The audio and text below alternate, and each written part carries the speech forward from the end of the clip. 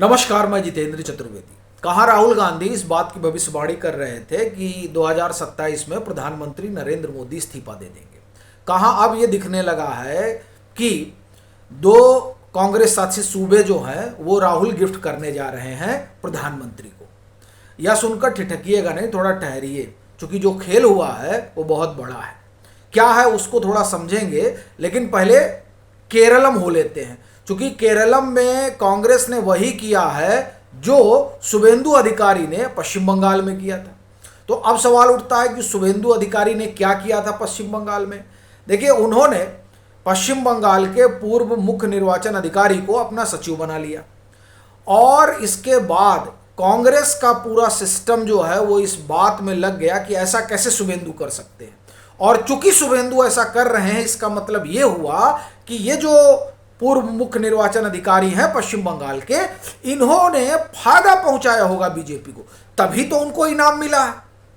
तो सवाल ये उठता है कि केरलम में भी क्या इनाम ही मिला है केरलम के पूर्व मुख्य निर्वाचन अधिकारी को?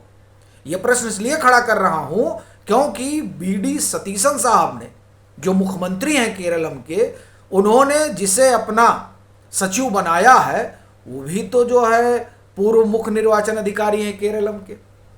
तो क्या वहां पर भी कुछ लेन देन हुआ है, इस वजह से कांग्रेस ने उनको अपना सचिव बनाया? सवाल तो उठेगा ही, क्योंकि जब शुभेंदु अधिकारी ने बनाया था तब तो एक तरह से कहा जाए कि सब लोग नग्न हो गए थे, ऐसा नृत्य करना शुरू कर दिया था इन लोगों ने। पूरा जो इकोसिस्टम है वो शोर मचाना शुरू कर दिया। अभी जब बीडी सतीशन साहब ने बनाया तो कोई बोल ही नहीं रहा है, कहीं नहीं सुनाई दिया कि योगेंद्र यादव कुछ कह रहे हो। तो राहुल गांधी से पूछना पड़ेगा ना कि ये रिश्ता क्या कहलाता है, क्योंकि पश्चिम बंगाल में तो वो पूछना शुरू कर दिए थे, तो यहां उनको बताना चाहिए। देखिए, यह किसी भी मुख्यमंत्री का विवेकाधिकार होता है कि वो किसे अपना सचिव बनाए, लेकिन राहुल गांधी ने उस विवेकाधिकार का राजनीतिकरण कर दिया। उनको अपनी चुनावी हार छिपाने के लिए हर जगह चुनाव आयुक्त में और चुनाव अधिकारियों में कमी दिखाई देने लगी। तभी तो आप देखिए कि पश्चिम बंगाल में जो घटना हुई, यानी जिस तरीके से शुभेंदु अधिकारी ने वहां सचिव बनाया, उसको लेकर आप लोग सवाल उठाने लगे। क्यों? क्योंकि वहां आप हार गए, वहां आपका कोई नाम लेवा नहीं बचा। तो आपने कहा कि नहीं नहीं नहीं, तो गड़बड़ी हुई है, और इसीलिए इन्होंने जो है उनको अपना सचिव बनाया, इनाम दिया है। तो यहां क्या ना माना जाए कि इनाम नहीं दिया गया है, यहां भी तो वही हो सकता है। और इसीलिए देखिए कि केरलम में इस बात को लेकर कांग्रेस को घेरा जा रहा है कि आप करिए तो सही है और अगर बीजेपी कर दे तो गलत है। ये कैसे हो सकता है? ये बड़ी चीज है ना। तो ये जो राहुल गांधी और उनकी टोली का दोहरा रवैया है, इस कारण से राहुल गांधी को जनता जो है वो बाहर का रास्ता दिखाती है। ऐसे नहीं वो अमेठी का चुनाव हारे थे, ऐसे नहीं उनको वायनाड भागना पड़ा था, ऐसे ही नहीं रायबरेली में जाकर सोनिया गांधी को रोना पड़ा कि जिता दो। कारण एक ही है, आप डबल स्टैंडर्ड पर चलिएगा तो जनता इसको देखती है। अब आप सोचिए, केरलम में आपने किया तो अच्छा और शुभेंदु ने किया तो गलत है, और पूरा इकोसिस्टम चुप, कहीं कोई नहीं बोल रहा है। वो जो कहते हैं कि हम निष्पक्ष हैं, वो भी इस पर सवाल नहीं खड़ा कर रहे हैं। ये कौन सी निष्पक्षता है? बोलना चाहिए, लेकिन अब संकट क्या है कि अगर वो बोल देंगे तो उनकी निष्पक्षता जो है वो खतरे में नहीं पड़ जाएगी, क्योंकि वो तो स्वघोषित निष्पक्ष हैं। तो ये जो मसला हुआ है, इस मसले ने राहुल गांधी और उस पूरे तंत्र के चेहरे से नकाब उतार दिया है कि साहब हम कहेंगे तो ठीक है। अभी आप देखिए, नॉर्वे वाली घटना आप लीजिए। नॉर्वे में जो पूछा पाछा गया, पीएम ने जवाब नहीं दिया। हालांकि वो कोई प्रेस कॉन्फ्रेंस नहीं थी कि वहां पीएम जो है सवाल जवाब होता, लेकिन खैर वहां पीएम ने जवाब नहीं दिया तो इन्होंने पूरा आसमान सिर पे उठा लिया। और राहुल गांधी की मेरी मर्जी, मैं दूंगा नहीं दूंगा, क्या कर लोगे? तो ये जो डबल स्टैंडर्ड है ये सबको दिखाई दे रहा है। ये तो एक बात हुई जिसके कारण इनका संकट बढ़ा है। दूसरा जो मसला है वो दरअसल इस संकट से भी बहुत बड़ा है। अब ये मैं क्यों कह रहा हूं, इसे थोड़ा समझिए। राहुल गांधी ने दो बड़ी गलती की है, और या कहिए कि एक ही है जो सबसे बड़ी गलती है। अभी उनका जो अल्पसंख्यक सेल है उसका कोई कार्यक्रम वगैरह था, उसमें राहुल गांधी ने शिरकत की, शामिल हुए। आप में से कई लोगों को आपत्ति हो जाती है तो इसलिए माफ करिएगा, शामिल हुए, ठीक है। उसमें शामिल हुआ और उन्होंने कहा कि देखिए हमें जो मुस्लिम समाज है उसके साथ डटकर खड़ा होना चाहिए। ठीक बात है, एकदम होना चाहिए। दूसरी चीज जो उन्होंने कही कि देखिए हमें अल्पसंख्यक इनको नहीं कहना चाहिए। ये बात उन्होंने सही कही, वो अल्पसंख्यक नहीं है, ठीक है। जो आबादी है उस आबादी के लिहाज से वो अल्पसंख्यक की श्रेणी में नहीं आते हैं। आगे उन्होंने क्या कहा? आगे उन्होंने कहा कि हमें इनके लिए जो है जी जान लगा के काम करना चाहिए। ये जो वो कह रहे हैं, और उनकी सरकार जिस लिहाज से, उनकी सरकार यानी जो राज्य सरकारें हैं, वो जिस लिहाज से काम कर रही हैं, उसको आप देखते हुए ये मानकर चलिए कि तेलंगाना और कर्नाटक में ज्यादा दिन ये चलने वाले नहीं है। और ऐसा कहने की बड़ी वाजिब वजह है। एक तो जो वो है वो तो है ही है कि कर्नाटक में इनके यहाँ अंदरूनी रसाकसी चल रही है।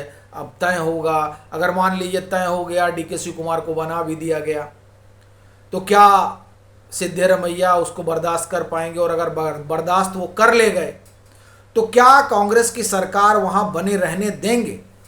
ये प्रश्न मैं अनायास नहीं उठा रहा हूं। 2018 याद करिएगा, 2018 में कर्नाटक में सबसे बड़ा दल कौन था? सबसे बड़ा दल था, लेकिन उसके बाद में भी सबसे बड़ा दल था बीजेपी, ठीक है। लेकिन वहां क्या हुआ कि जनता दल, सेकुलर यानी देवेगौड़ा साहब वाली पार्टी और कांग्रेस ने गठबंधन कर लिया। अपनी ज्यादा सीट होने के बावजूद भी जनता दल, सेकुलर यानी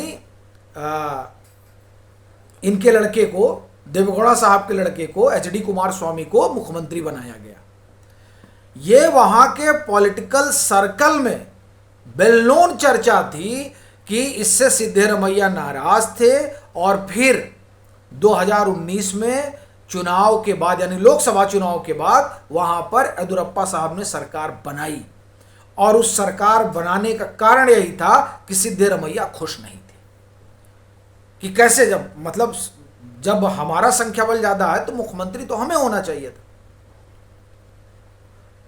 तो ये आपको हमने 2018 याद दिलाया कि 2018 में ऐसा हुआ, तो 2019 में बीएस येदियुरप्पा साहब की सरकार बन गई।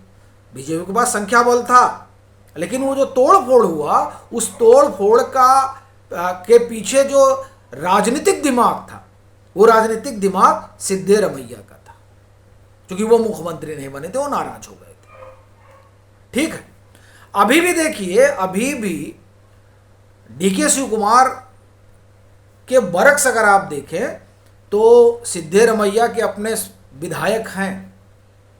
तो ये संकट बना हुआ है कि क्या मुख्यमंत्री बदलने के बाद सरकार इनकी बनी रह पाएगी। और दूसरा जो सबसे बड़ा कारण है वो है तुष्टीकरण वाला। देखिए, इसी तुष्टीकरण ने ममता बनर्जी को कहीं का नहीं छोड़ा। जीत गई ममता बनर्जी जो सीटें थी, ठीक है, मतलब जो इस खास वर्ग से आती है वो जीत गई, उसमें कोई दो राय नहीं। लेकिन उसके अलावा तो निढाल हो गई, क्योंकि वहां सीधा सीधा बनाम हो गया। वो जो योगी आदित्यनाथ उत्तर प्रदेश में कहते हैं 80 बनाम 20, तो वहां आप 30 बनाम 70 हो गया। और वो जो ये मामला बना, इस मामले ने चीजों को बदल दिया। इसी तरह का आप ये कहें कि घटनाक्रम कर्नाटक में आकार लेता दिखाई दे रहा है। एक तरफ तो ये जो इंटरनल पॉलिटिक्स है वो, और दूसरी तरफ जिस तरह के निर्णय सिद्धरमैया साहब ले रहे हैं वो। और देखिए, सिद्धरमैया साहब वहां के कद्दावर नेता है, इसमें कोई दो राय नहीं। राजनीति के बड़े माहिर खिलाड़ी हैं वो, और वो उस लिहाज से काम कर रहे हैं। लेकिन वो काम अब कांग्रेस के लिए सांसद बनने जा रहा है। अभी दंगे वंगे में जो लोग आरोपी थे उनका मुकदमा वगैरह इन्होंने वापस लिया। ये उसी पॉलिटिक्स का हिस्सा है जिसे हम अपीजमेंट कहते हैं।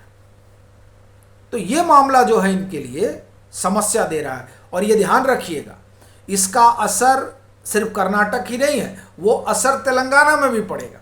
तेलंगाना में तो एक कारण और भी है कि खुद ही पीएम ने ऑफर कर दिया है रेवंत रेड्डी को, लेकिन उसको आप छोड़ दीजिए जो पीएम ने ऑफर किया है। जो इनकी नीति है ना राहुल गांधी की, जिस नीति पर ये चल रहे हैं और जिस नीति पर पार्टी को ले जाना चाह रहे हैं, ये दोनों चीजें जो हैं वो बड़े साफ तौर पर इस ओर इशारा कर रही हैं कि साहब ये पीएम के इस्तीफे की भविष्यवाणी करते रहे और इस भविष्यवाणी के बीच में ऐसा लग रहा है कि ये 2 स्टेट जो है वो बीजेपी की झोली में चले जाएंगे, पीएम की झोली में चले जाएंगे। बाकी आप लोगों की अपनी क्या राय है ज़रूर साझा करिएगा।